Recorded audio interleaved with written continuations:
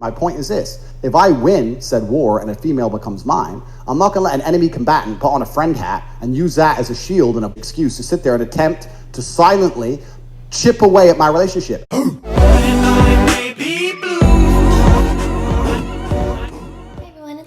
Make sure you like and subscribe and go follow me on my Twitch and my new YouTube channel. Those links are down below.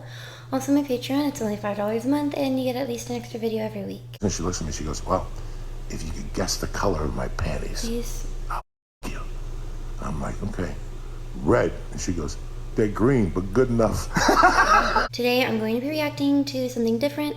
It is Andrew Tate and XQC on Can Your Girlfriend Have Male Friends? Andrew, can your girlfriend have a guy best friend? No. No, I don't think either. Yes. Holy fuck. Yeah, I don't think a woman should. I think that. Well, firstly, you have to understand the paradigm. Do you think men and women can even be friends? Ooh, yeah, that's what we talked earlier. That is like super case by case. I think that's super hard. I agree with that. It's like really case by case. It depends. It just depends. depends. See, it always depends of the nature of that relationship in the first place. I think they can be friends if things are clear from the get-go and you just kind of know, right? But you have to be very, very rational about it, though. My point is that I don't think that when a woman and a man are purely just friends without, let's say, a financial motive, shout out their debate topics, they're purely just friends. I don't think that's a platonic relationship. I think the man is interested in her most of the time. And when people disagree with me that, I say, then why do all the hot girls have so many friends and all the ugly girls don't have any? The men are trying to get laid. And for her to sit there and entertain it and pretend that's not the case, oh no, he's just my friend. She knows what's going on. It's bullshit. X, I have a question. Sorry to interrupt. Someone asked. I mean, because you can reverse that. X. What? Somebody had asked X if would you be okay if your girlfriend was best friends with Andrew Tate? Well, I don't want any of my friends being friends with Andrew Tate. Andrew Tate is a fucking moron. No, I'm just kidding. He smiled. Well, this is my point. The point is that I don't think that most male-female friendships are truly and utterly completely platonic. I think if any woman's honest, she'll admit that too.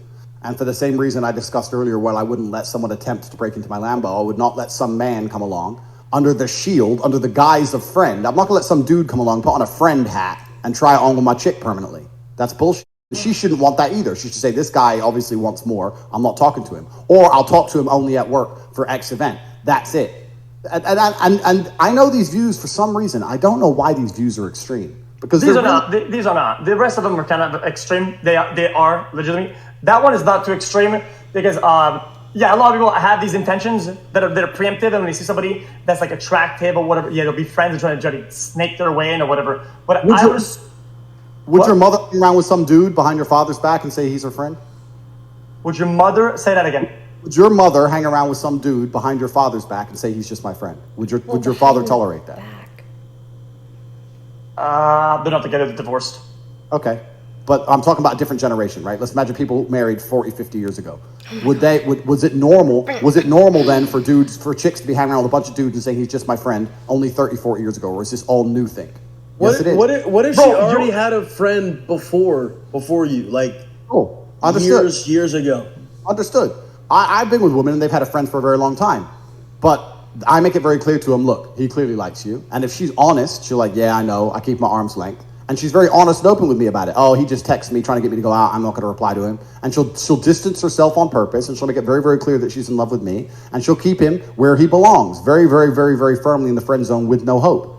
Because that's her job to do. I don't have to tell her to do that. Now, if I have to come along to a chick and say, you're giving this guy too much, stop texting him, blah, blah, blah. If I have to do that, then she doesn't respect me, and I'm not going to be in that relationship. I'm not going to sit there and police her phone. She'll self-police out of respect for me. If she's not doing it, she's not self-policing, then she doesn't respect me very much, and I need to understand the chessboard. I need to look at the board and say, okay, I'm not very well respected in this relationship. She thinks talking to these dudes is more important than keeping me happy.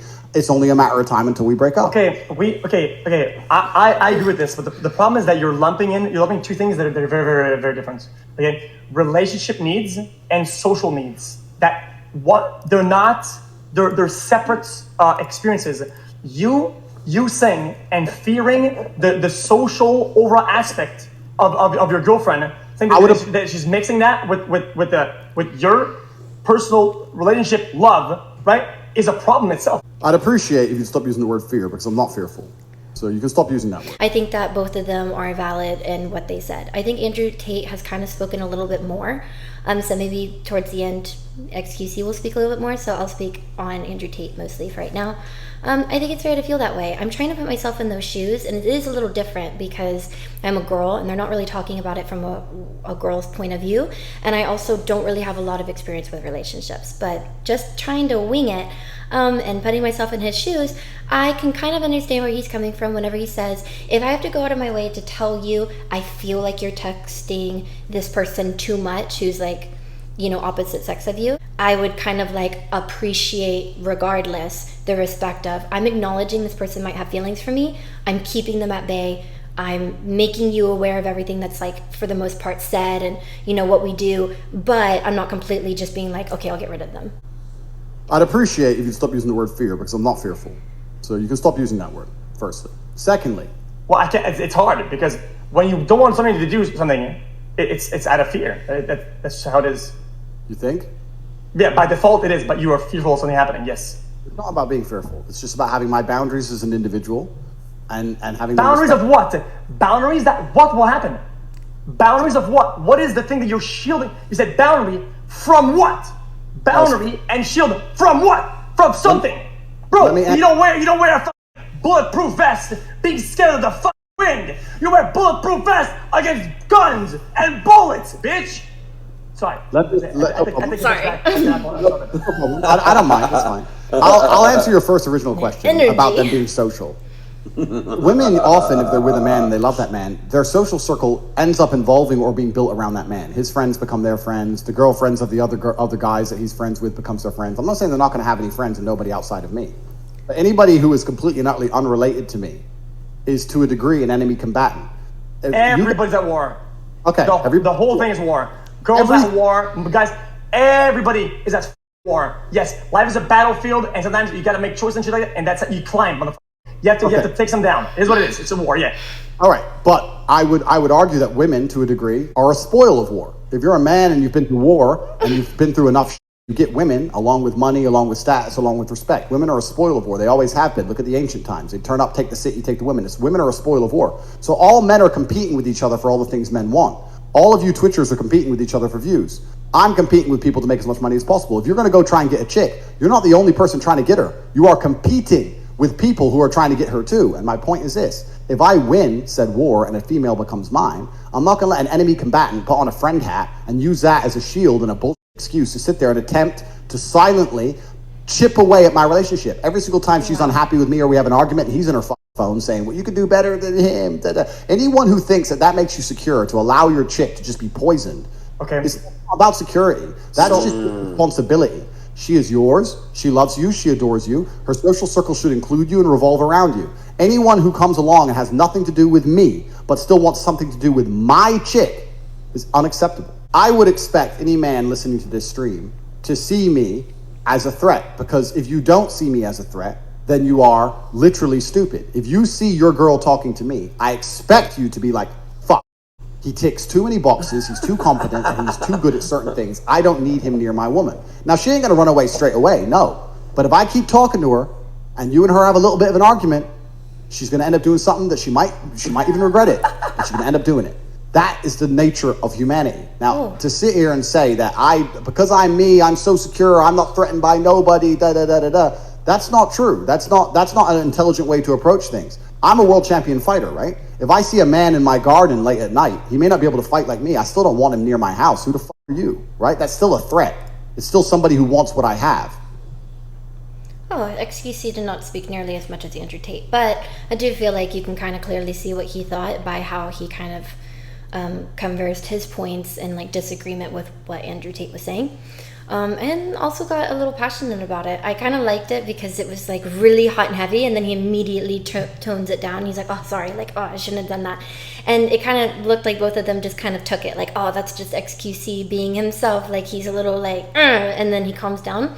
But I appreciate that both of them kind of had their points of views. Again, I think Andrew Tate shared his more. XQC was very like, if you don't like that or you don't want things to be a certain way, this is coming from a place that you're fearful of, because you're preventing certain things from being able to happen because you're worried that they will happen. Like the whole bulletproof vest thing that he pointed out. You don't wear one because you're not afraid of being shot but with a bullet, just to wear one because it's fashionable. You're wearing one because you're cautious and you're fearful of being hit with a bullet.